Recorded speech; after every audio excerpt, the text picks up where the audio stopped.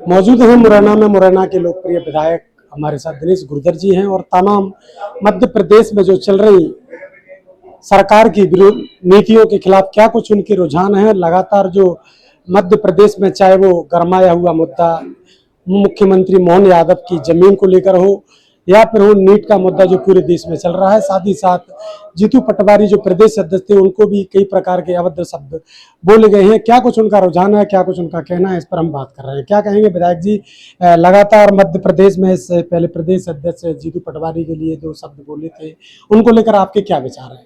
देखिए, पूरे भारतवर्ष के अंदर और मध्य प्रदेश के अंदर भारतीय जनता पार्टी संस्कारों को भूल गई है और जिस तरीके से पूरे प्रदेश के अंदर ठेका पद्धति पे काम हो रहे हैं, आप देखें किसी ग्राम पंचायतों में कोई पैसा नहीं दिया जा रहा है। पैसा दिया जाए तो नाम मात्र का दिया जा रहा है, जिससे कि ना किसानों मनरेगा लाकर मनरेगा बंद कर दी, जिससे काम रुके पड़े हुए हैं पंचायतों में। हमारे जो नल जल योजना ला के जो भारी भ्रष्टाचार मध्य प्रदेश में हुआ, ऐसी मैं दावा करता हूं मध्य प्रदेश सरकार को, कोई भी भारतीय जनता पार्टी का नेता मुख्यमंत्री से लेकर मंत्री तक अगर ये प्रमाण दे दे कि मध्य प्रदेश की फलानी ग्राम पंचायत में हर घर को पानी नल जल योजना का जा रहा है, तो मैं राजनीति संन्यास ले लूंगा या वो राजनीति संन्यास ले लें। ये टीवियों पे आके झूठ बोलना कि नल जल योजना से जल जीवन शिक्षा मिशन माध्यम से हम से लोगों को शिक्षा दे रहे हैं, पानी दे रहे हैं, सड़क दे रहे हैं, ये दुर्भाग्यपूर्ण है। मध्य प्रदेश के अंदर पूरी तरीके से एक दलालों ने पूरा मध्य प्रदेश को जकड़ लिया है। जहां जाओ आप वहां दलाल बैठे हुए हैं।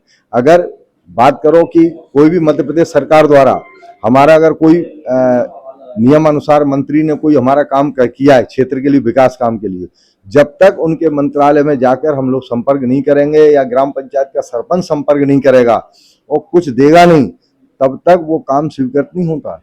कई मेरे क्षेत्र में ऐसे काम हैं जो इसी वजह से रुक गए कि किसी ने संपर्क नहीं किया, तो इसलिए उनको रोक दिया, क्योंकि हर जगह ठेकेदारी पद्धति कर दी है, पैसे का लेन देन चल रहा है।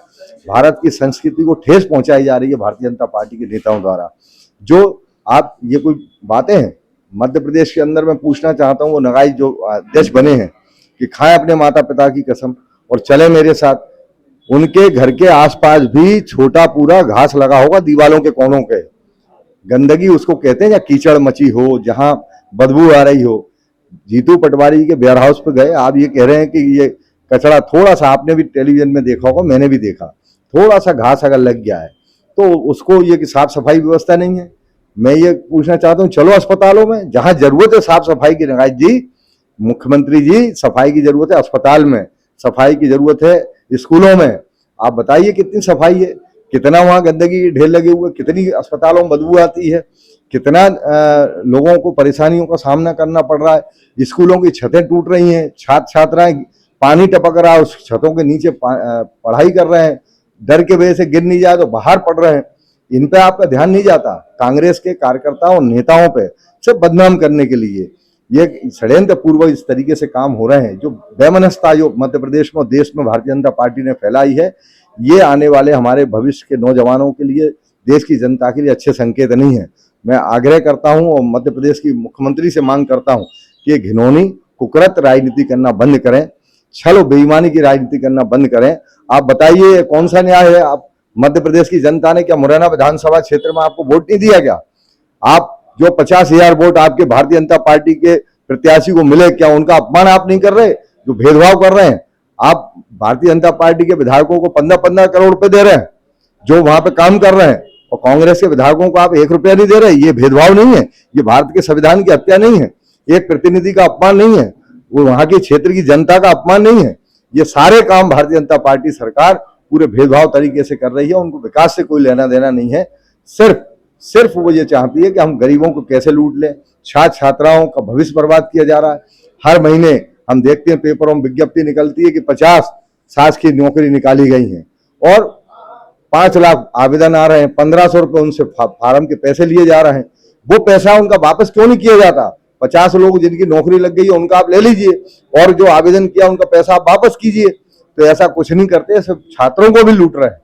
जो गरीब के बेटे जो सरकारी नौकरी लेना चाहते हैं, उन गरीबों को लूटने का, ठगने का काम इस प्रदेश की सरकार कर रही है। जमीनी विवाद में क्या कहना चाहोगे? लगातार कहा जा रहा है कि कांग्रेस बदनाम कर रही है, केवल ऐसा कुछ भी नहीं है। देखिए, ये तो कोई भी बता देगा जिस आदमी की अप्रोच होती है उसी को पता होता है कि हाईवे कहां से जा रहा है। ये आम आदमी को पता नहीं होता। जो प्लान बनते हैं ये ऑफिसों में बैठ के बनते हैं। प्लान एक ही दिन में जमीन रिक्वायर नहीं होती। पहले एक प्लान बनता है कि हम एक हाईवे बनाएंगे फलानी जगह से, तो तब ही इन लोगों को संकेत मिल जाते हैं कि हम फलानी जगह से रोड डालेंगे, यहाँ हम एक्वायर करेंगे, यहाँ सीमांकन करेंगे। तो उससे पहले ये लोग, जिससे किसानों को पता नहीं लगे, उससे पहले जाके औने पौने दामों में किसानों की जमीनों को खरीदते हैं। और खरीदने के बाद में फिर जब वहां सड़क डल जाती, सब डल जाती, तो जो 5 लाख रुपए एकड़ जमीन खरीदी वो 1 करोड़ रुपए एकड़ जमीन इनकी हो जाती है। ये पूरा एक, इस पर करें बारीकी से छानबीन। और किसी मध्य प्रदेश में और किसी नेता ने क्यों नहीं किया?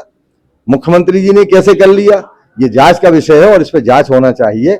ये माननीय प्रदेश अध्यक्ष जी, मैं भारतीय जनता पार्टी के हेमंत खंडेवाल जी से भी आग्रह करता हूं, आपकी उम्र है, आपके नाती पोते हैं, जिस तरह से आप प्रदेश की जनता के आगे झूठ परोस रहे हैं, आपको ये स्वीकार करना चाहिए कि मुख्यमंत्री ने जमीनें खरीदी हैं, क्या बुराई है?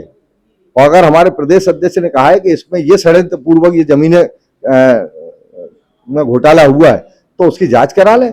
जांच करा लें, दूध का दूध पानी का पानी हो जाएगा। परंतु इसका प्रमाण कैसे मिलेगा? आप ये बताइए, आपको कैसे पता लगे? आप कोई तांत्रिक हैं, कोई साधु महात्मा है जो ईश्वरी शक्ति है आपके पास, जिसको आपको पता था कि भविष्य में यहाँ से 4 लाइन निकलेगा या 6 लाइन निकलेगा या बाईपास निकलेगा? तो ये जमीनें जो आपने पहले क्रय की, तो आपने कैसे की? ये क्योंकि अंदर जो सरकार में जो पॉलिसी बनती है उसी समय आपको जानकारी मिली, इसलिए आपने जमीनें खरीद ली और किसानों की औने पौने दामों में जमीनें खरीदी गई। ये कहीं ना कहीं एक चिंता का विषय है। और मध्य प्रदेश के मुख्यमंत्री को भी मैं आग्रह करता हूं कि संवेदनशील होकर राजनीति करें, भेदभाव की और ये जो घिनौनी राजनीति प्रदेश में हो रही है वो ना हो, इसकी मैं मांग करता हूं। प्रदेश अध्यक्ष जीतू पटवारी जी को 2 करोड़ का बोला गया, कांग्रेस का कोई खास एक्शन नहीं दिखा। देखिए, ऐसा है, हमारे प्रदेश कांग्रेस, जब हमारे ब्लॉक कांग्रेस, जिला कांग्रेस अध्यक्षों में एक आक्रोश आया और सारे लोगों ने निर्णय लिया कि हम प्रदेश में पुतले जलाएंगे, परंतु प्रदेश कांग्रेस के अध्यक्ष हमारे संवेदनशील हैं। उन्होंने कहा कि नहीं, मैं एक जनता की आवाज उठाने वाला एक प्रतिनिधि हूं और विपक्ष की भूमिका निभाना मेरा धर्म है। और अगर मुख्यमंत्री ने शब्द बोले हैं तो उनकी अज्ञानता का कारण है, कहीं ना कहीं उनमें बेमनस्ताएं भरी हुई हैं। उन्होंने कहा कि हमको ना कोई पुतले जलाने ना कुछ करना है, ईश्वर उनको देखेगा, ईश्वर हमको देखेगा। आपने मुरैना में देखा, श्याम टेलर आए थे, युवा प्रदेश अध्यक्ष, उनके लिए रात को 8 बजे बैंक को खोला गया। इसको लेकर आपके क्या विचार? आप देखिए, ये दुर्भाग्य है कि नहीं? वैसे बैंक की सुरक्षाएं की जाती हैं, इसका मतलब अब हमारे बैंक भी धीरे धीरे सीबीआई, इंटेलिजेंस ब्यूरो, सारे लोगों पर प्रश्न चिन्ह लगे रहे थे, अब न्यायालयों पे भी लगने लगे। अब बैंकों में अब ये चाबी आई कहां से?